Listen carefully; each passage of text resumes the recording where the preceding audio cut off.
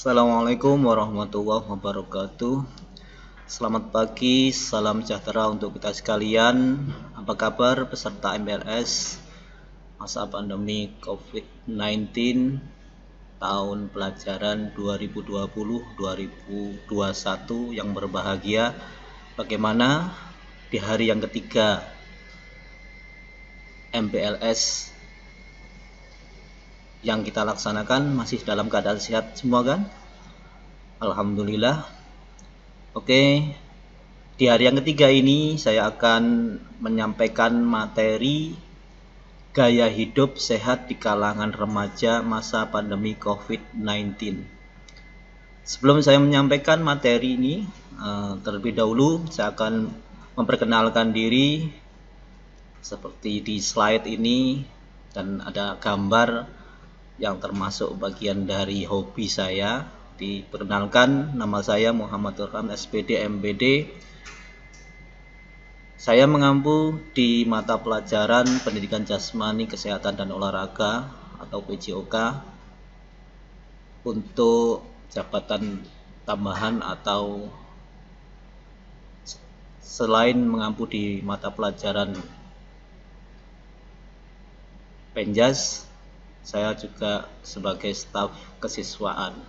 Baik, para peserta MPLS yang berbahagia dan juga para wali murid, sebelum kita menyampaikan materi, terlebih dahulu mari kita berdoa menurut agama dan keyakinan masing-masing. Mudah-mudahan kita sekalian diberi kesehatan oleh Tuhan Yang Maha Esa. Mudah-mudahan kita sekalian dalam keadaan sehat walafiat. Oke, menginjak ke materi sesuai dengan tema pagi hari ini. Baik, saya akan menyampaikan materi sebagai berikut. Di sini untuk langkah-langkah dalam rangka menerapkan gaya hidup sehat, diantaranya adalah sebagai berikut. Untuk yang pertama adalah melakukan aktivitas fisik dan olahraga secara rutin. Kemudian makan makanan yang bergizi. Dan selanjutnya, bagaimana kita bisa melakukan istirahat yang cukup. Yang selanjutnya adalah pola pikir positif. Dan ini yang lebih penting lagi, kita sebagai remaja diusahakan dan berusaha secara maksimal jangan sampai tidak merokok. Untuk menerapkan gaya hidup yang bisa diterapkan di tengah pandemi COVID-19 ini, tentunya hal yang perlu kita terapkan adalah, poin yang terpenting adalah diantaranya bagaimana kita melakukan aktivitas fisik dan olahraga secara rutin. Kemudian ditunjang dengan bagaimana kita mengkonsumsi makanan yang bergizi. Di sini ada makan buah dan sayur serta minum 8 gelas air setiap harinya. Kemudian ditunjang dengan istirahat yang cukup, dilanjutkan dengan pola pikir yang positif, dan yang lebih penting tadi yang sudah kita sampaikan, stop merokok. Selanjutnya kita jabarkan bagaimana melakukan aktivitas fisik dan olahraga secara rutin. Tentunya langkah-langkah yang perlu kita persiapkan adalah prinsip latihan fisik. Mungkin yang selama ini yang kita kerjakan atau yang kita lakukan hanya sebatas askering alias asal berkeringat.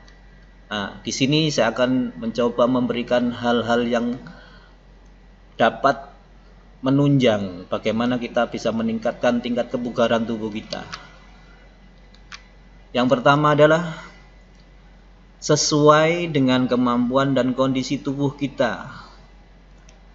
Artinya apa? Setiap kita melakukan aktivitas atau latihan fisik tentunya sesuai dengan kemampuan dan kondisi tubuh kita. Kemudian jenis latihan harus kita senangi. Nah, bisa jadi yang selama ini kita lakukan adalah JJP, yaitu jalan-jalan pagi bersama keluarga, dan yang sekarang lagi gandrung, lagi goes baik di malam hari ataupun di pagi hari di waktu kita holiday, yaitu di hari Sabtu sama Minggu. Nah, di situ juga sebagai penunjang latihan yang harus disenangi. Kemudian prinsip latihan fisik harusnya hendaknya bervariasi. Dan lebih penting lagi, ketika kita melakukan latihan fisik, harusnya diawali dengan pemanasan atau warm up. Di warm up ini menyiapkan kondisi fisik kita ketika dalam melaksanakan latihan ini nanti kita tidak mengalami permasalahan di tubuh kita, misalnya ada kram ataupun yang lain. Dan tidak kalah pentingnya, selalu diakhiri dengan pendinginan atau cooling down. Kemudian yang terakhir adalah untuk meningkatkan aktivitas fisik itu harus dengan latihan yang mengalami sedikit perubahan. Dalam artian di sini aktivitas fisik yang kita lakukan harusnya bisa meningkatkan tingkat kebugaran tubuh kita. Baik, peserta yang berbahagia, selanjutnya adalah dosis latihan. Mungkin selama ini untuk dosis latihan asal kita lakukan seneng, tapi manakala lagi malas-malesnya kita jarang melakukannya. Nah, dosis latihan di sini untuk bisa meningkatkan kemampuan kondisi fisik atau kebugaran tubuh kita hendaknya harus memiliki frekuensi, kemudian ada intensitas dan latihan atau lamanya latihan. Nah, untuk frekuensi dalam satu pekan untuk bisa meningkatkan tingkat kebugaran atau latihan fisik yang kita lakukan, frekuensi latihan adalah minimal 3 kali atau 3 hari dalam seminggu sampai dengan maksimal 5 hari seminggu. Artinya apa? Untuk mencapai peak atau kemampuan kebugaran maksimal, minimal kita bisa melakukan 3 kali dalam seminggu. Artinya apa? Ketika misalnya kita melakukan di hari Senin, peak kita sudah 100, kemudian hari Selasanya kita rest, maka kondisi kebugaran kita peaknya sudah menurun sampai dengan 60 sampai dengan 70%. Baru di hari Rabunya kita lanjutkan lagi, maka akan meningkat lagi menjadi 100% lagi. Begitu seterusnya, hari Kamis rest, kemudian Jumatnya kita lakukan kembali. Nah, di hari Sabtu sama Minggunya kita maksimalkan untuk holiday atau rest secara maksimal, dalam artian ini kita pakai untuk bisa berlibur dan lain sebagainya. Nah, itu bisa melaksanakan materi ini secara maksimal. Selanjutnya, untuk intensitas atau zona latihan, usahakan antara peak terendahnya adalah 70% sampai dengan 90% dari denyut nadi maksimal kita. Nah, nanti kita jelaskan lebih lanjut bagaimana untuk bisa mencapai denyut nadi maksimal itu. Kemudian dilanjutkan dengan lama latihan. Nah, di masa pandemi ini, kalau dalam kondisi normal itu minimal 20 menit sampai dengan 60 menit secara kontinu dan melibatkan otot-otot besar. Nah, ketika dalam kondisi pandemi seperti ini, silakan mengkondisikan atau disesuaikan dengan tingkat kebugaran tubuh masing-masing. Dalam artian di sini minimal harus bergerak jangan sampai tidak melakukan aktivitas apapun alias gabut atau tidak ngapa-ngapain. Nah, artinya di sini lama latihan bisa dikurangi dari 20 menjadi 15, dari 60 sampai dengan misalnya 30 menit sudah cukup. Yang penting di sini asam laktat dalam tubuh kita harus dibuang atau dibakar dengan aktivitas fisik yang kita lakukan, yang seperti kita jelaskan di awal tadi. Baik, kita lanjutkan peserta MLS yang berbahagia. Selanjutnya, jangan lupa sebelum Anda melakukan aktivitas fisik, hendaknya deteksi denyut nadi Anda. Nah, di sini yang dimaksudkan adalah frekuensi irama denyut atau detak jantung yang dapat dipalpasi atau diraba di permukaan kulit pada tempat-tempat tertentu. Di antaranya sebagai berikut. Bisa jadi di pergelangan tangan kita di sini, kemudian ada di leher, kemudian ada di dada. Nah, semua itu dipalpasi atau diraba. Dengan ketentuan bisa jadi kita ambil contoh dari 15 detik bisa dikalikan 4, kemudian 30 detik dikalikan 2, ataupun 1 menit atau 60 detik. Nanti bisa kita cari validitasnya di rata-rata atau ringnya berapa denyut nadi yang kita rasakan ketika kita palpasi atau kita raba. Oke, selanjutnya macam-macam denyut nadi. Di sini ada nadi basal. Nah, ini kita lakukan ketika bangun tidur atau belum turun dari tempat tidur. Maka untuk peserta sekalian ataupun orang tua, ketika Anda bangun tidur jangan langsung berdiri. Paling tidak minimal Anda rest dulu sampai dari 3 sampai 5 menit. Anda raba atau Anda hitung denyut nadi Anda. Dan untuk menghindari deteksi dini Anda mengalami gejala berkunang-kunang sebelum Anda berdiri dari tempat tidur. Kemudian dilanjutkan dengan misalnya ada nadi istirahat. Di sini nadi waktu tidak bekerja atau tidak ngapa-ngapain. Kemudian ada nadi latihan saat kita latihan. Kemudian ada nadi maksimal. Kemudian ada nadi pemulihan.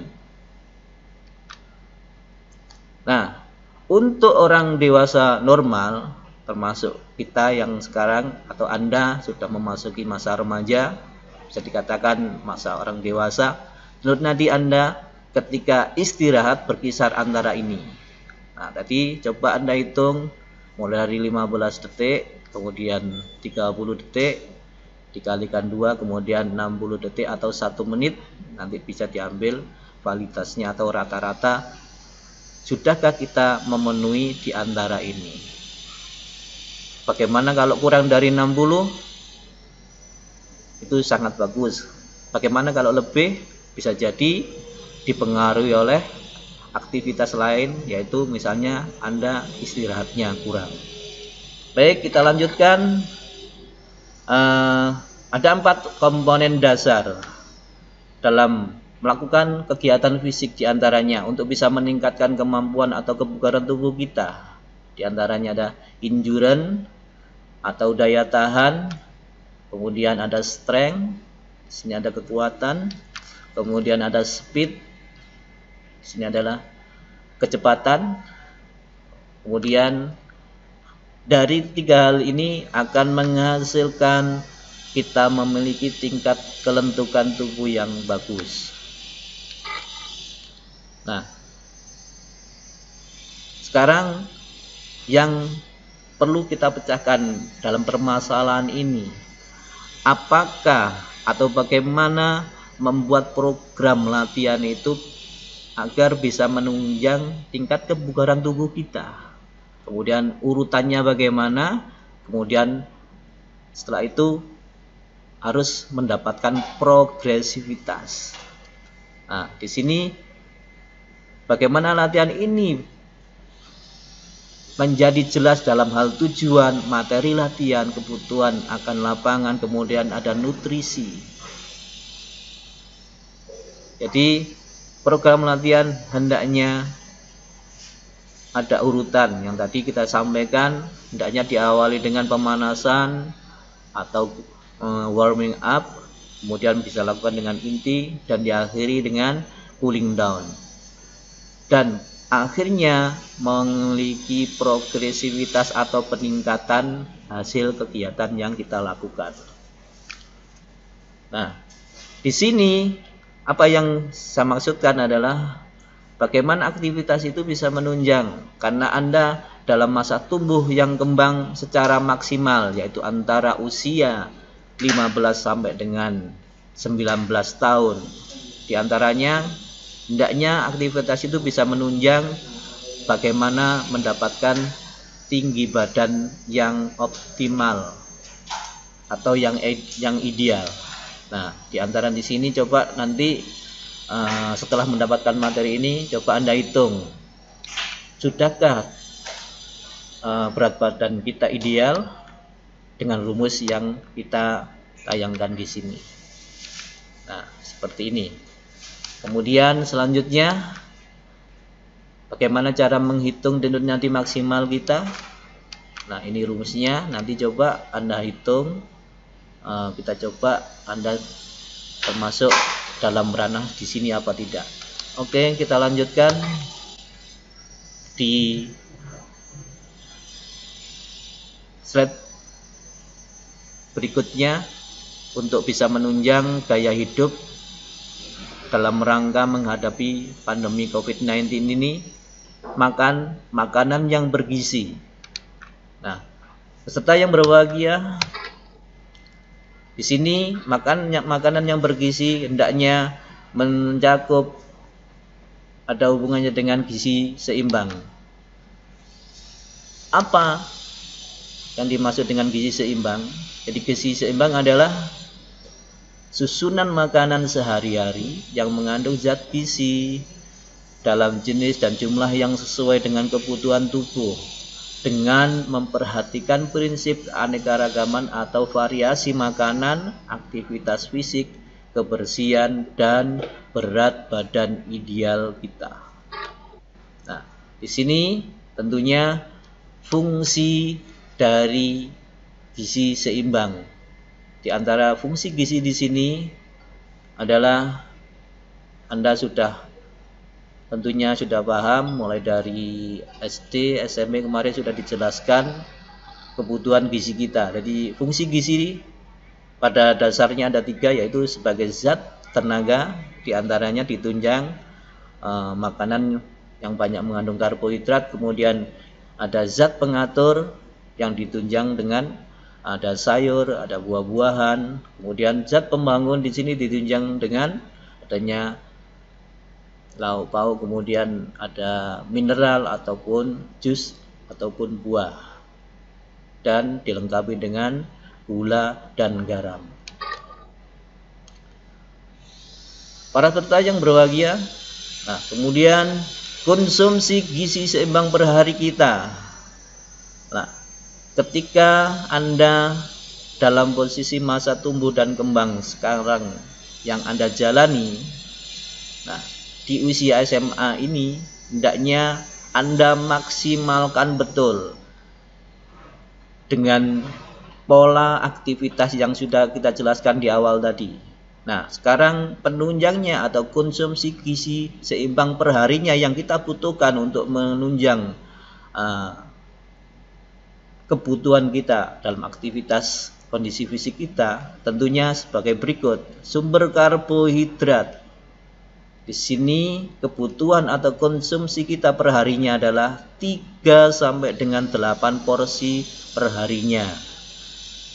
Jadi minimal 3 sampai dengan 8. Nah, manakala Anda sekarang misalnya ketika mengkonsumsi makanan, kalau sehari lebih dari 3 itu sangat-sangatlah wajar. Jadi seperti ini piramidanya. Jadi 8 gelas air per harinya, kemudian sayurnya 3 sampai 5 dan seterusnya sampai dengan kebutuhan minyak, gula, garam, gunakan seperlunya saja. Oke, next. Nah, yang ini tentunya yang sering kita konsumsi, yaitu makanan ringan yang sangat kontradiktif dengan makanan yang bergizi.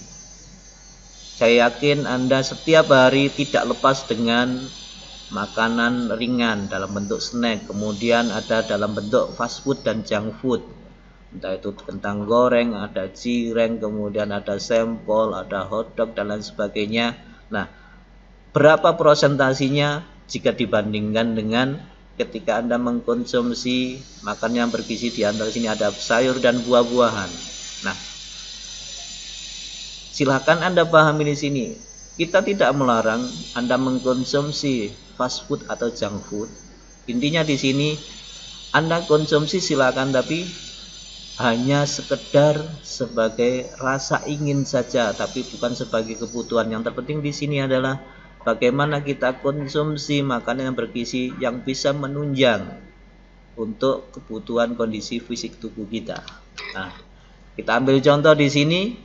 Makanan yang mungkin yang kita sering kita saji atau kita konsumsi.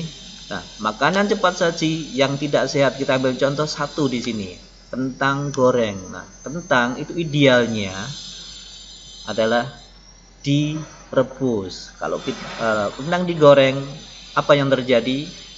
Kecenderungan banyak mengandung bahan kimia yang menyebabkan kanker yang disebut dengan akrilamida. Kemudian yang kedua, hotdog. Nah, Anda tahu sendiri kandungannya hotdog itu seperti apa. Nah, ternyata resiko yang diakibatkan adalah diantaranya penyakit jantung, kanker, dan diabetes. Nah, ini yang ketiga juga tidak kalah pentingnya, yang sering kita konsumsi adalah es krim.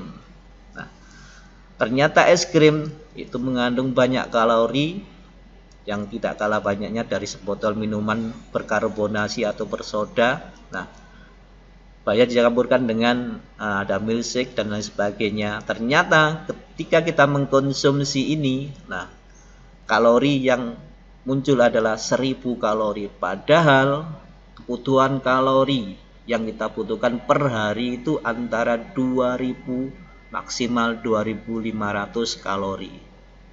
Nah, kalau kita mengkonsumsi ini, kemudian kita tadi mengkonsumsi makanan 3 sampai dengan 5 porsi, apa yang terjadi? Bisa jadi kalori dalam tubuh kita itu berlebihan lebih dari 2500 kalori. Nah, perlu dihati-hati para peserta sekalian. Nah, selanjutnya ini yang juga yang sering kita konsumsi,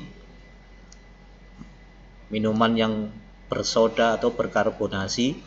Ternyata menurut method of healing itu sangat tidak bagus, karena yang kita konsumsi itu ternyata banyak mengandung gula, tidak ada nilai gizi sama sekali. Oke, kita lanjutkan. Untuk bisa mencapai tingkat kondisi fisik yang bagus adalah istirahat yang cukup. Saya yakin Anda bisa mengatur pola istirahat. Jadi istirahat yang kita butuhkan untuk bisa meningkatkan kemampuan otak kita, tidurlah minimal 6 atau 8 jam per hari. Nah, kita ambil contoh misalnya maksimal usahakan Anda jam 9 malam Anda sudah istirahat, nanti jam 5 Anda bisa bangun dan dalam kondisi bugar. Yang muslim bisa langsung melaksanakan sholat subuh dan persiapan untuk kegiatan KPM nanti manakala kita sudah masuk dalam kondisi normal. Kemudian yang menunjang pola hidup dalam meningkatkan kondisi fisik kita adalah pola pikir yang positif. Nah, pola pikir yang positif di sini, ketika dalam sekarang kita menghadapi pandemi COVID-19 ini, tentunya usahakan pola pikir kita selalu positif dan merasa gembira. Karena diantara untuk bisa menangkal COVID-19 di sini adalah kita selalu berpikir positif. Jadi daya imun kita akan selalu meningkat. Jadi hormon untuk penangkalnya sudah sangat luar biasa.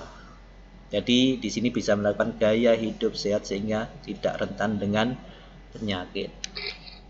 Oke, nah sekarang ini yang menjadi momok di kalangan remaja, apalagi sekarang lagi pandemi COVID-19 ini, yang cowok,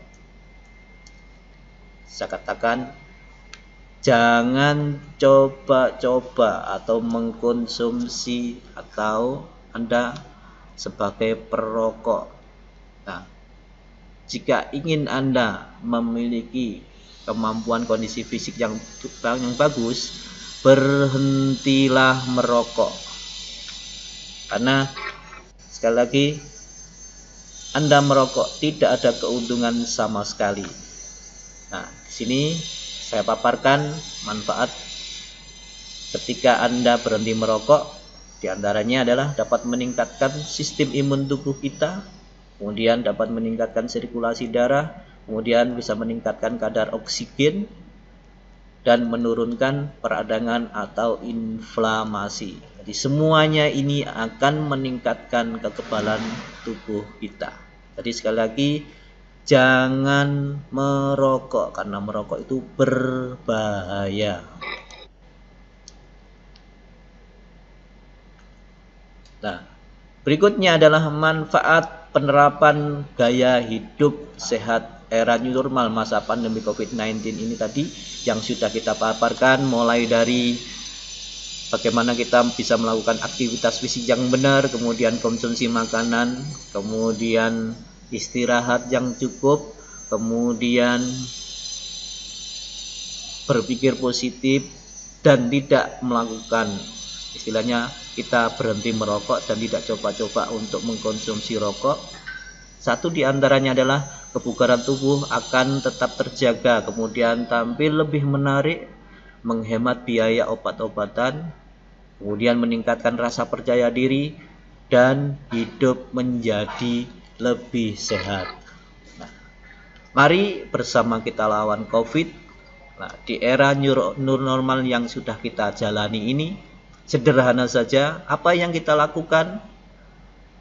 Nah, di antaranya di sini adalah sering cuci tangan manakala kita melakukan aktivitas rutin. Misalnya ketika kita bersin, kemudian setelah membuang sampah, kemudian habis pegang sesuatu, setelah menata tempat tidur, kemudian ketika kita memegang hewan peliharaan ataupun yang lain, sering-seringlah cuci tangan.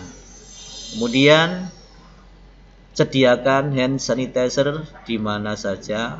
Nah, ketika misalnya kita keluar rumah, kita usahakan selalu bawa hand sanitizer. Kemudian rajin membersihkan diri setelah kita keluar dari aktivitas, misalnya habis latihan fisik dan lain sebagainya. Kemudian dilanjutkan misalnya manakala kita ketemu dengan teman ataupun saudara, jangan atau nggak usah salaman dulu, jaga jarak tetap. Kemudian di era new normal ini, ketika kita keluar atau belanja ke pasar ataupun ke mall, tetap jaga jarak Anda minimal 1 meter. Nah, ini yang tidak kalah pentingnya, selalu pakai masker saat di luar rumah. Tapi ingat, ketika Anda memakai masker, jangan memakai masker dalam waktu yang lama karena akan bisa menyebabkan hipoksia, yaitu kurangnya pasokan O2 di sel jaringan tubuh kita. Jadi kadar oksigen yang kita konsumsi atau yang kita hirup akan berkurang karena kita mengembuskan nafas yang sering kita hirup, otomatis adalah banyak karbon dioksidanya. Makanya caranya bagaimana? Setiap 10 menit silakan dibuka. Jadi sekali lagi, mari kita lawan COVID-19 ini dengan pola atau cara hidup yang sehat. Jadi sekali lagi, mari kita jaga kondisi tubuh kita dengan pola yang kita jelaskan di awal tadi. Yang jelas hari ini adalah Anda orang-orang yang sama dengan 5 tahun yang akan datang, kecuali 2 hal, yaitu orang-orang yang di sekeliling Anda dan buku-buku yang Anda baca. Plus untuk kita sekalian, oke, jangan lupa nanti tugas Anda, silakan Anda upload di Google Form. Di antaranya tugasnya nanti silakan Anda dokumentasi atau Anda foto aktivitas rutin untuk menjaga tingkat kebugaran atau imun Anda. Bisa jadi misalnya kita ambil contoh, selalu cuci tangan, kemudian sholat memakai sajadah, kemudian keluar rumah pakai masker. Itu nanti silakan Anda dokumentasikan, nanti silakan Anda upload di Google Form. Kemudian tugas yang kedua, silakan Anda catat menu Anda hari ini. Jadi tadi sarapan pagi pakai apa, nanti menunya apa saja, dan di situ fungsinya apa saja. Misalnya nasi adalah karbohidrat dengan fungsinya sebagai apa, dan seterusnya. Nanti juga makan siang, silakan Anda catat menu yang Anda konsumsi dan sekaligus plus dokumentasi. Nah, tugas ini nanti Anda upload di Google Form. Oke, terima kasih plus untuk Anda sekalian. Mudah-mudahan apa yang kita sampaikan bermanfaat. Kurang lebihnya mohon maaf. Kita akhiri, assalamualaikum warahmatullahi wabarakatuh. Salam olahraga, sehat selalu untuk kita sekalian. Terima kasih.